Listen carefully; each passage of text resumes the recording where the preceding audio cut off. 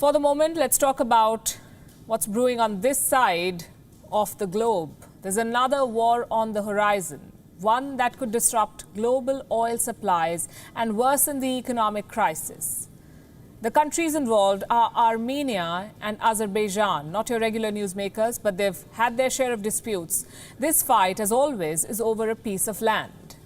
Drones, air power and missiles have been deployed. At least 30 people have died in the last 2 days. Regional powers, Russia and Turkey, have picked their sides. Several countries are calling for a ceasefire. This flare-up between two former Soviet republics, as I said, could disrupt global oil and gas supplies. Here's a report.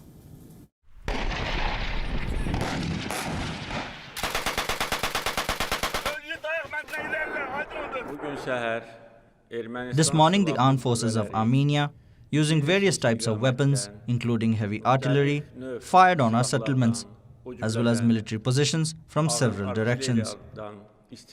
Azerbaijan and Armenia are on a brink of full-scale war. It's day 2 of the clashes, and the flare-up is over the Nagorno-Karabakh region.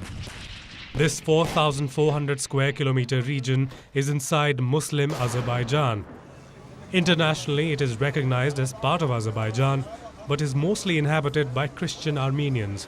The region declared independence in 1991, and it is now governed by ethnic Armenians, who call it the Independent Republic of Artsakh.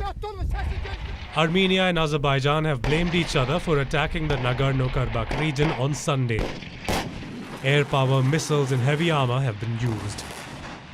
Over 30 people have died, and human rights activists say an Armenian mother and her child were among those killed. The two former Soviet republics have not had the most peaceful history. They fought a war and signed a ceasefire in 1994. Since then, they've accused each other of violating that ceasefire. This region's stability is very crucial to the world. It is a corridor for pipelines carrying oil and gas from the Caspian Sea to world markets.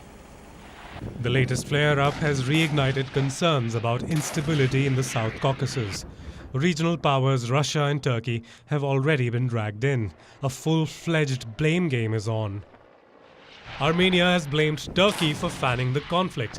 Turkey has been accused of deploying F-16s and troops to fight Armenians. You see, Azerbaijanis are predominantly Turkic people, and the country has Turkey's emphatic support. Turkish President Recep Tayyip Erdogan took to Twitter to call Armenia the biggest threat to peace and stability in the region. Ally Pakistan has extended its support for Azerbaijan's quote-unquote right to self-defense. Russia, a traditional ally of Armenia, called for an immediate ceasefire. The European Union has warned against foreign interference. France, which is home to a large Armenian community, has called for dialogue. Iran has offered to broker peace talks. The Pope, too, has spoken out. There have been worrying reports about clashes in the Caucasus. I pray for peace in the Caucasus and ask the parties in the conflict to make concrete gestures of goodwill and brotherhood. 2 days of fighting later, here's where the situation stands.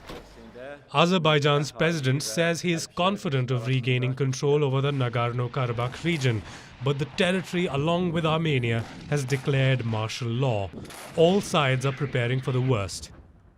Bureau Report, WION, World is One.